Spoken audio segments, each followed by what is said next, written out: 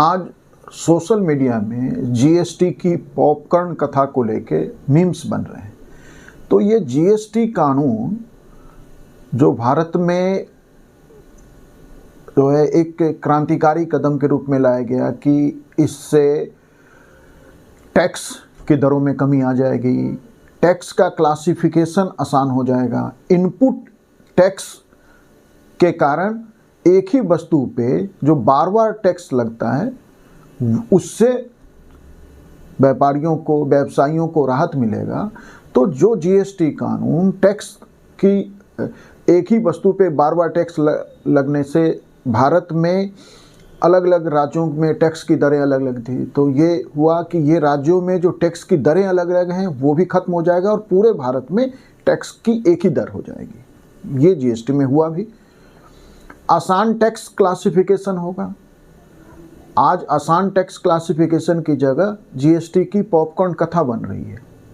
Input credit के नाम पे पूरे देश में जो है घोटाले चल रहे हैं, फर्जी कंपनियां बनाई जा रही है। 25,000 से ज़्यादा फर्जी कंपनियों के बारे में जानकारी लगी है। लोग सेल कंपनीज बना के जो है फर्जी इनपुट क्रेडिट ले रहे हैं, इनवॉइस, फर्जी इनवॉइस जारी करके।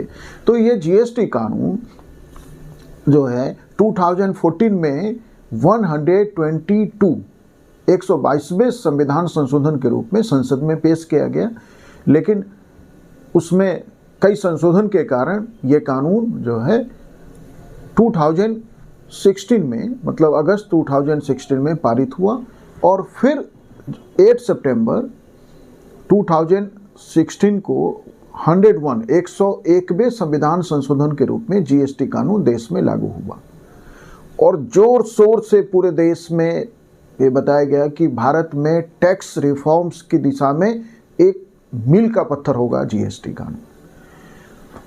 अब जीएसटी कानून में जो 101वें संविधान संशोधन के रूप में लागू हुआ, उसमें एक जीएसटी काउंसिल की व्यवस्था है और जीएसटी का सचिवालय दिल्ली में है। इस काउंसिल में वित्त मंत्री, भारत के वित्त मंत्री, वित्त या राजस्व के राज्य मंत्री और राज्यों के वित्त मंत्री या राज्य सरकार द्वारा नामित व्यक्ति मंत्री, और यदि किसी राज्य में राष्ट्रपति शासन है तो राज्यपाल द्वारा नामित व्यक्ति। तो इस तरह से राज्यों के राजस्व या वित्त के मामलों का एक मंत्री, भारत सरकार का वित्त मंत्री और जो है राजस्व या वित्त का राज्य मंत्री से मिलके ये जीएसटी काउंसिल है, जिन्हें मत देने का अधिकार है। और जीएसटी काउंसिल में 33% जो मताधिकार है वो केंद्र के पास है और 2/3 मताधिकार राज्यों के पास है। और फैसले जीएसटी काउंसिल में जो है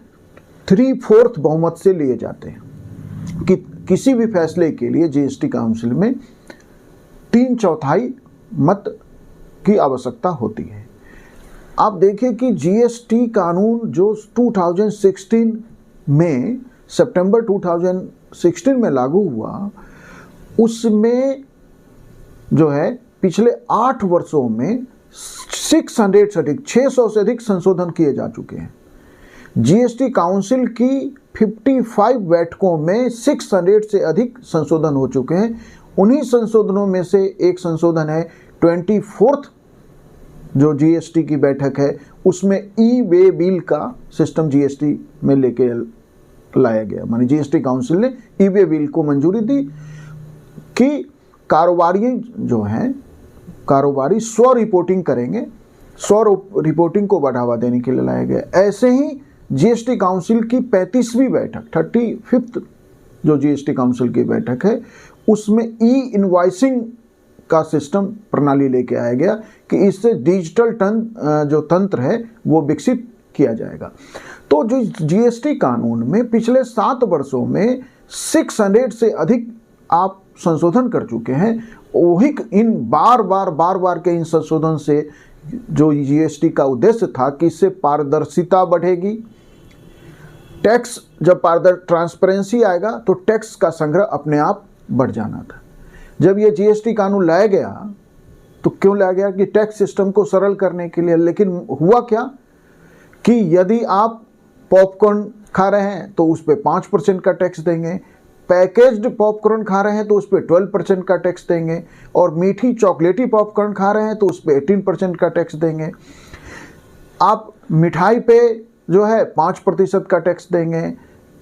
केक जो है, केक फैक्ट्री पे 18% का टैक्स है।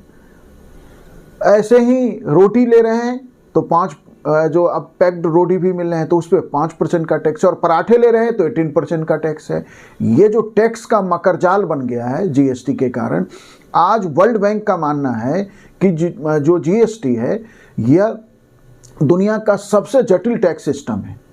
जीएसटी में जो टैक्स के स्लैब हैं वो 5 स्लैब है। जीरो, जो इसेंशियल आइटम को लेके है कि लाइक मिल्क, एग, कर्ड जो है ये इसेंशियल आइटम है, ये 0% टैक्सेशन, मतलब इस पे कोई जीएसटी नहीं लगता है।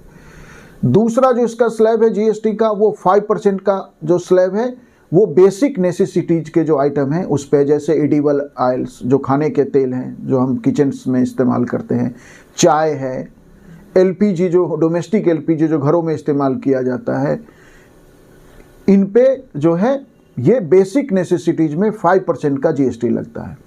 जीएसटी का जो तीसरा स्लैब है 12% का, वो स्टैंडर्ड गुड्स पे है, जैसे बटर ले रहे हैं, घी ले रहे हैं, कंप्यूटर ले रहे हैं, फ्रूट जूस ले रहे हैं, पैक्ड कोकोनट वाटर ले रहे हैं, तो ये 12% के टैक्स दायरे में आता है।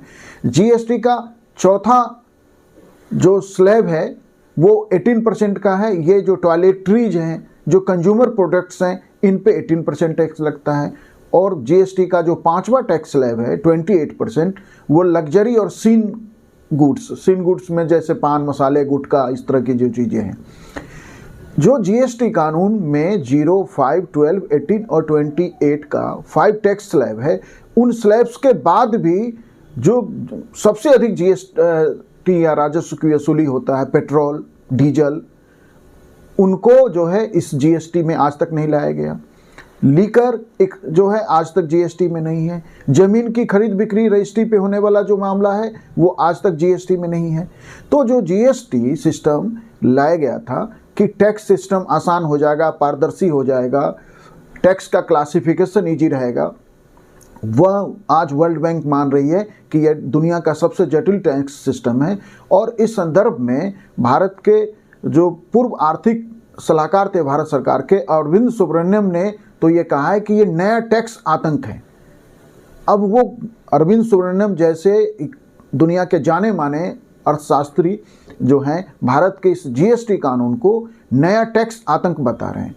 यह जो जीएसटी लाया गया कि इंस्पेक्टर राज खत्म कर दिया जाएगा, मतलब व्यवसायियों का जो उत्पीड़न हो रहा था जीएसटी के पहले टैक्स ऑफिसर्स के द्वारा, टैक्स डिपार्टमेंट के द्वारा, तो इंस्पेक्टर राज खत्म हो जाएगा।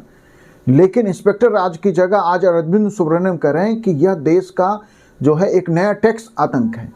तो जीएसटी जो है टैक्स व्यवस्था को आसान करने में असफल रहा, जीएसटी टैक्स की चोरी रोकने में असफल रहा।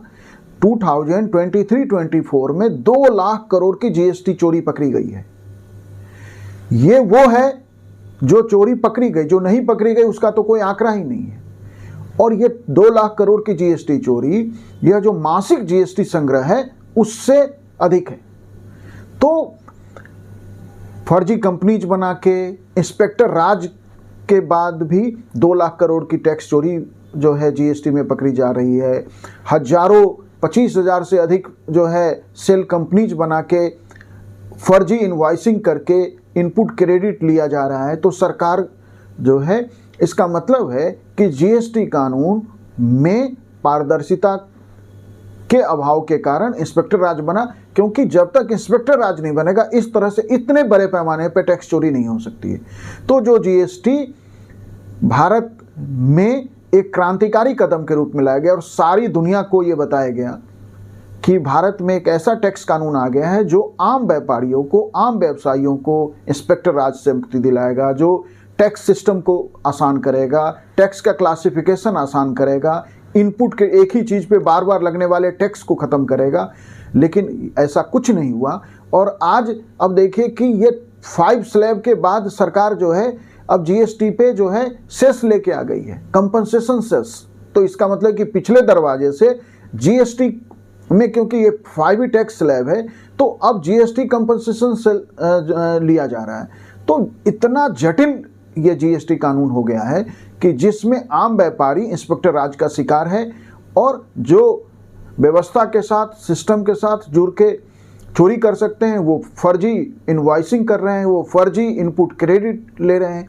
तो एक तरफ जो है सरकार को टैक्स की चोरी हो रही है, दूसरी तरफ आम व्यापारी जो है इस जीएसटी के इस नए कानून से, इस नए मकर जाल से जो है परेशान है, उसका व्यापार व्यवसाय खतरे में है।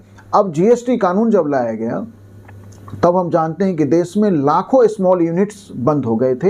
हम इस विषय पे एक अलग वीडियो में बात करेंगे कि जिस जीएसटी कानून को लाया गया कि टैक्स सिस्टम को आसान करने के लिए, वह जीएसटी कानून इस देश में लाखों जो है स्मॉल यूनिट्स को बंद करा चुका है, क्योंकि इसमें जो इनपुट क्रेडिट का सिस्टम है वो स्मॉल यूनिट्स नहीं ले सकते हैं। मैं विस्तार से इस पे एक अलग वीडियो में बात करेंगे।